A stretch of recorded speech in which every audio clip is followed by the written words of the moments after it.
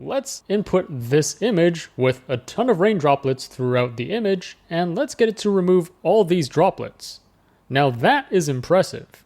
Or let's take this image of a woman and get her to wear a cowboy hat and a red dress and change the background to a snowy forest. And that's indeed what it does. Or let's restore this really old and damaged photo and also colorize it. And it nails it while keeping the faces and the details the same. Alright, let's take this image of a living room and let's add Mount Fuji to the canvas. And that's exactly what it does while keeping the rest of the image consistent. Ladies and gentlemen, we have a new #1 open source AI image editor. Now, around 2 weeks ago, I featured a state-of-the-art image generator called OmniGen 2. And it was already really good. It allows you to edit photos just with a text prompt. Well, forget about that because within less than a week, another free and open source image editor came out which was even better, and that was called Flux Kontext Dev. And I also did a full installation tutorial and review on that. But you know what? Forget about Flux Kontext, because a few days ago, we have an even better image editor that was just released. And this is called HiDream E1.1. Not to confuse this with HiDream E1, which was released a few months ago. This 1.1 version is way better, plus it allows you to edit images at larger resolutions. Now, don't take my word for it.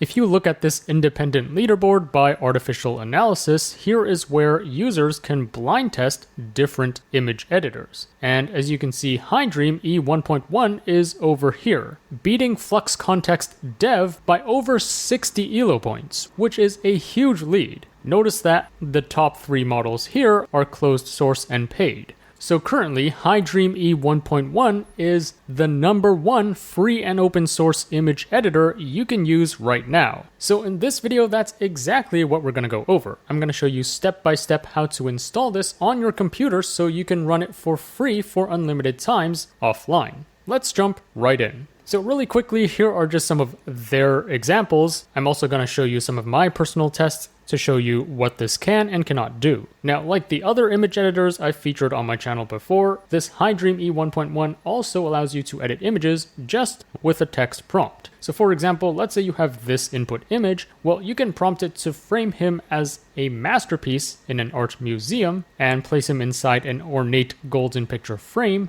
And here is what you get. It's also really good at editing text. So here, if you set the scene against a dark, blurred out server room, make all the text and arrows glow with a vibrant cyan light, this is indeed what you get. Notice it changes the background to a dark server room, plus it indeed makes the text glow, and it keeps all the details consistent with the original image. Here's an even more impressive example. So let's say you have this image. Well, you can get it to just remove all the bullets from the scene, and here is what you get. Or you can input this image and change this into an underwater scene with a sea turtle swimming in the background. Or here's another example where we can turn this hummingbird and the flower into glass. Here's another neat example where we can change the color scheme of this design to an all black stealth mode. And here is what you get. But notice that it preserves all the details of the original photo. And of course, you can also use any photo of anyone and make them wear anything or change their appearance or change the background. So if we input this photo of a woman, well, we can change her shirt to something like this. We can change her hat to this, plus we can change the background to this. Notice it preserves the pose of the original image, plus her face looks almost identical, so this is really good for creating deepfake photos. Anyways, those are just some of their examples. Next, I'm also going to test this out myself to show you what it can and cannot do. Here's what the interface looks like, and don't worry, in the latter half of this video, I'm also going to show you step by step how to install it. But first of all, let's just go ahead and test this out. Let's upload this image, and then for the prompt, let's put turn into 3D Pixar style. Let's click run and see what that gives us. And here's what we get. Let me drag the uploaded image and the final image side by side. And as you can see, this is indeed 3D Pixar style. Note that this node is just a preview image node. It isn't actually saved to your computer. So to actually save it, you'll need to right click and then click on Save Image. Note that for me, for my GPU, which has 16 gigabytes of VRAM, this took around 2 to 3 minutes to generate using 20 steps. So it's not too bad considering this is like the best open source image editor you can use right now. Alright, next I'm going to upload this image, and then for the prompts, I'm going to write make the car blue and add mountains in the background. Let's press run. And here is what we get. Again, let me just drag this over here so you can see the before and after. Indeed, it turns the car blue and it adds mountains in the background. And notice the details of the grass. Notice that it's really good at micro editing, so it preserves all the original details like the blades of grass as well as the driver in the car and the rest of the details of the car, and it only changes what I specified. In other words, it only changes the exterior to blue, but it keeps all the details intact. Alright, here's another example. So I'm going to upload this photo, and then for the prompt, I'm going to write add Mount Fuji to the painting. And here is what we get. Let me zoom in a bit. And as you can see, indeed, it adds Mount Fuji to the painting while keeping the rest of the photo intact. So it's really good at understanding my prompt and detecting what exactly in the photo I want to edit. Next, I also wanted to see how good it is at changing text in an image. So I'm going to upload this movie poster, and then for the prompt, I'm going to write change the text Joker to clown. Let's click run and see what that gives us. Alright, here's what we get. Indeed, it changes the text Joker to clown. Now, notice that here it is kind of losing some of the details compared to the original image, plus the font isn't exactly like the original font, which looks a bit more rough and grainy. So it's not perfect, but it is kind of able to change text according to my prompt and kind of able to keep the font consistent. Alright, next I'm going to upload this image where the flower in the foreground is blurry and the background is in focus. And for the prompt, I'm going to write focus on the orange flower in the foreground and blur the background. Let's click run.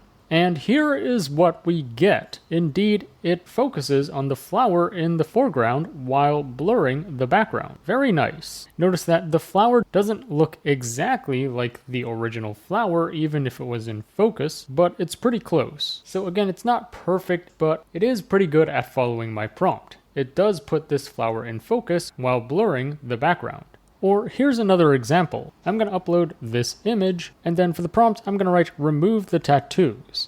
Let's click run. Alright, and here is what we get. Indeed, it removes all the tattoos from his arms. And it also keeps the rest of the photo the same. Now notice that there is a subtle change in like the saturation of the image, so the colors of this final image seem to be a bit more saturated and slightly warmer than the original image. So I'm not sure why it does that, but nevertheless notice that it's really good at listening to my prompt and removing the things that I want to remove. Next, let's try an even trickier example. So I'm going to upload this image with a ton of water droplets all over the image, and then for the prompt, I'm going to write remove the raindrops. Let's press run. Alright, and here is what we get. Notice that it's able to remove almost all of these raindrops while keeping the details of the photo consistent.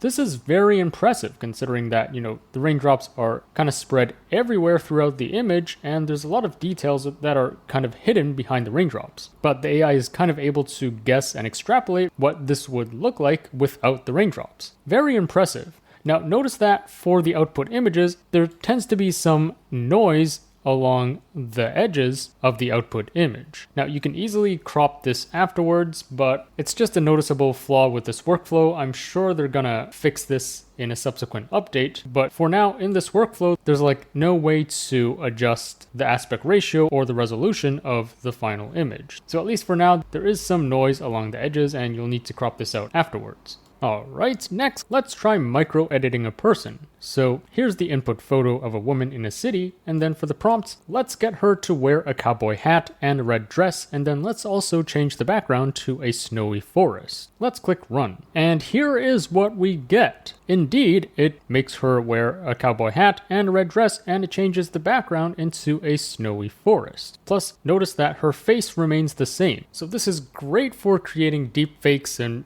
changing whatever whatever reference character you want. Alright, next I'm going to upload this image, and for the prompt, let's get it to remove everything on the table. Now this is kind of tricky because I only want it to remove everything on the table, but not on this window. So let's see if it can figure this out. And here is what we get. Indeed, it removes all the objects on the table, but it also leaves these two objects on the window. So it's really good at following my prompt. And notice that in the original image, these two cups are kind of covering what the sofa would look like over here, but the AI is kind of able to guesstimate what this part would look like and fill in the blanks. Very impressive. Next, I'm going to upload this image, and for the prompt, let's just write turn into anime and see if it can handle that. Let's click run. And here is what we get. Indeed, it turns this into anime, plus it preserves the details and the pose of this original photo. I guess one minor thing is they aren't really opening their mouths in this anime photo, even though that's what they're doing in the original photo. But all the details are there, including the floral pattern of this dress, including this bracelet and this necklace. So it's really good at, capturing the details of your input image. Speaking of AI tools, check out Focal, the sponsor of this video. If you're a creator like me, you know how much time and effort it takes to make videos. That's where Focal comes in. This is an all-in-one platform that offers the best in-class video models like Veo, Kling, and Seedance, as well as image models like Flux and Imagine, and even voice models like 11 Labs, so you can seamlessly create content all in one place. Focal has a built-in video editor, allowing you to create, merge, and edit multiple clips seamlessly. Plus, it has a co-pilot feature, which is an AI assistant that can help you create and edit videos just by chatting with it. One of the coolest features is the ability to define reusable characters. That means you can make consistent characters and scenes quickly and iterate on ideas. Another amazing feature is the agent, which can take your script and generate an entire video from scratch for you. This way, you don't need to manually generate a bunch of images and videos and stitch them together yourself. The whole platform is super beginner friendly. It's just simple drag and drop and very intuitive to use. So if you're looking to save time and level up your content with AI, definitely check out Focal. Try it using the link in the description below. Alright, next let's see if it can also restore and colorize old photos. So I'm going to upload this photo with some significant damages and folds across this photo, and then for the prompt I'm going to write restore and colorize the photo. Now I found that if I just used this prompt, it's not really that good at colorizing the photo, but if I add this, as if it was a modern day photo, it actually does a lot better at actually restoring it and colorizing the photo. So let's try this prompt. Alright, and here is what we get. Very nice. Again, notice the noise along the edges here. I'm not sure why this happens, but I'm sure it'll be a fix in a subsequent update. But as you can see, it's able to restore this photo, get rid of all these folds and damages, and colorize the photo. And the faces do look like the original photo. So in addition to Flux Kontext Dev, this is yet another free and open source way for you to restore and colorize old photos. So those are some of my quick tests with HiDream E1.1.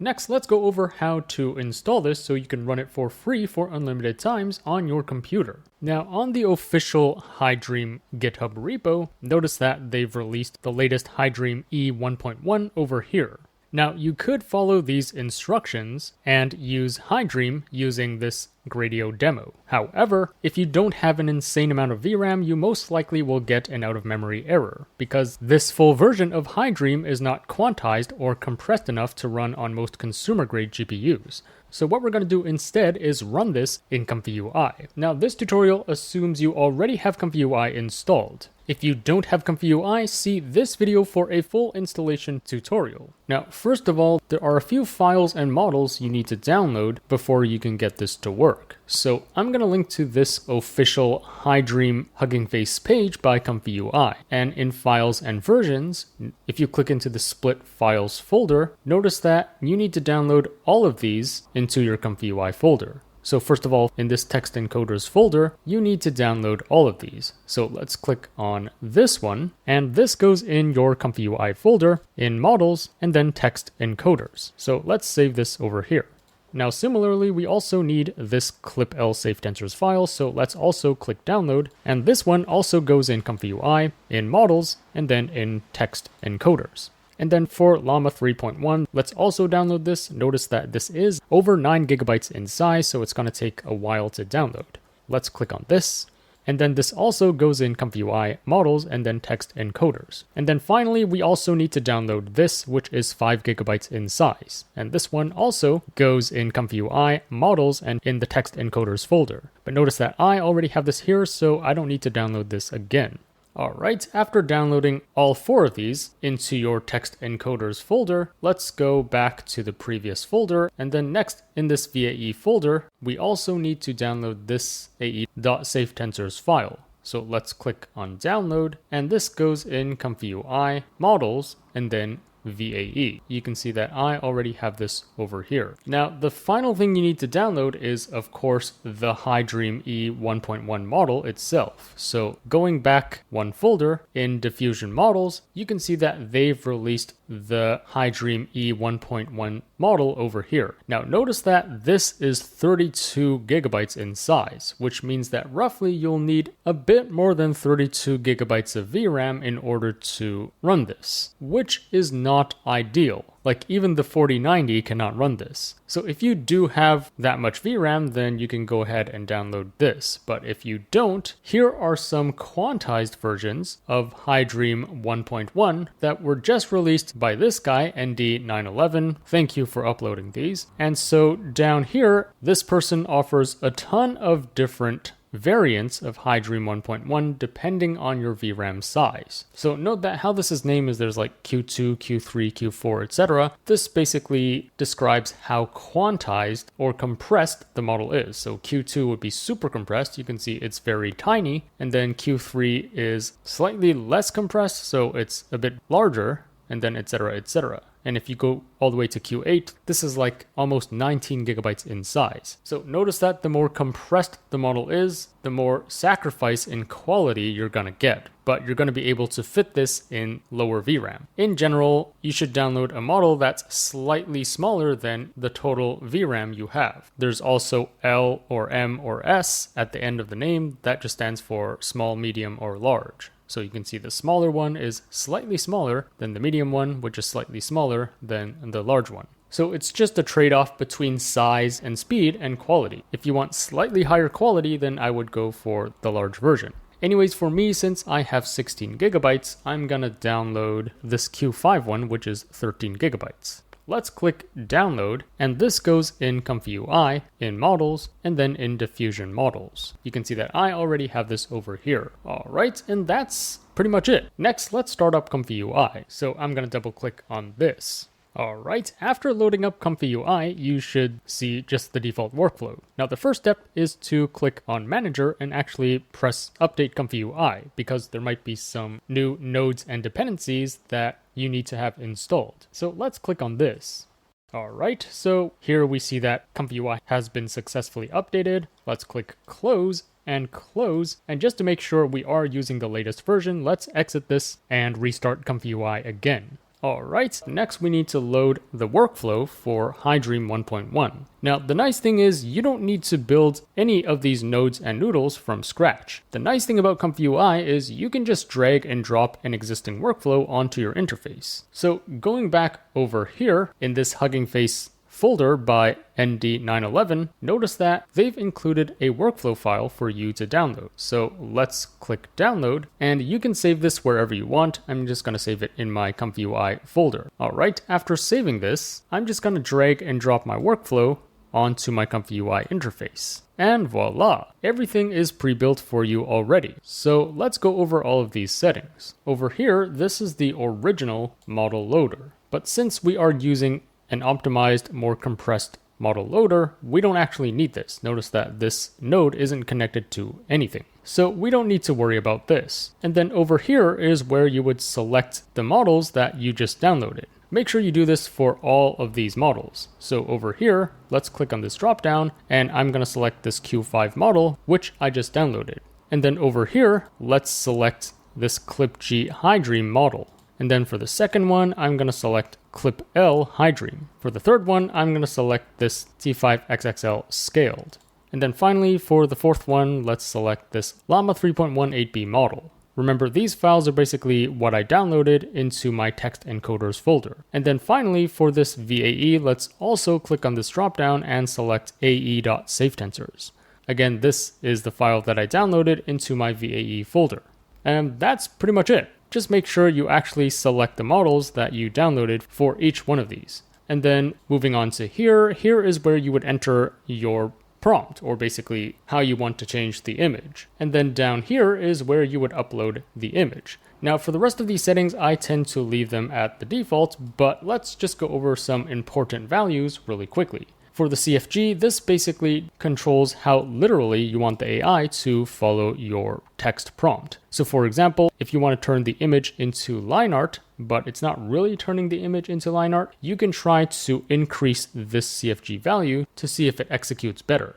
Or if you don't want it to follow your prompt as literally and you want it to be more creative and add its own thing, then you can also decrease the CFG value. Now, similarly, we also have an image CFG, which basically controls how literally you want the AI to follow your image, or how much it should capture the details of everything in the image. If you want it to really capture everything, then you can try to increase this value. Or if you want to add more creativity and allow it to change things up a bit, then you can also try to decrease this value to let it be more creative. Again, for me, I just tend to leave both of these at the default values. And then over here for sampler name and schedule, this is basically the algorithm used to generate the image. Again, I just tend to leave it at Euler or simple, but feel free to play around with all these other algorithms. And then for steps, this is basically like how many iterations you want the AI to go through before outputting your final image. In general, the more steps you have, the higher quality your image would be, but at a certain point, you're going to get diminishing returns. So if you set this to like 50 steps, that's going to be way too much, and you're just going to be wasting compute. Now, conversely, if you set this to a lower number, let's say like 10 steps, then it's going to run faster, right? Because it's running for fewer steps. But at the same time, you're going to sacrifice some quality.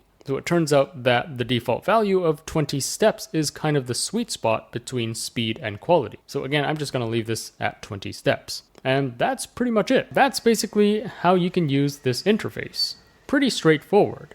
Anyways, that sums up my review and installation tutorial of HiDream E1.1. I would say for micro-editing certain things, it is better than Flux Kontext Dev, but it's also a bit slower. In terms of style transfer and editing the entire image, for example, instead of just micro-editing certain parts of the image, then actually I prefer Flux Kontext Dev. It's just slightly better at actually following my prompt, and it has fewer errors. But honestly, both these tools are really good, and as you can see from this leaderboard, they are currently the leading free and open source image generators out there. So at least for now, I would use both of them interchangeably, depending on your use case. Anyways, let me know what you think of HiDream E1.1, and if you run into any errors during the installation, welcome to paste the error message in the comments below, and I'll try to help you troubleshoot as much as possible. As always, I will be on the lookout for the top AI news and tools to share with you. So if you enjoyed this video, remember to like, share, subscribe, and stay tuned for more content. Also, there's just so much happening in the world of AI every week. I can't possibly cover everything on my YouTube channel. So to really stay up to date with all that's going on in AI, be sure to subscribe to my free weekly newsletter. The link to that will be in the description below. Thanks for watching, and I'll see you in the next one.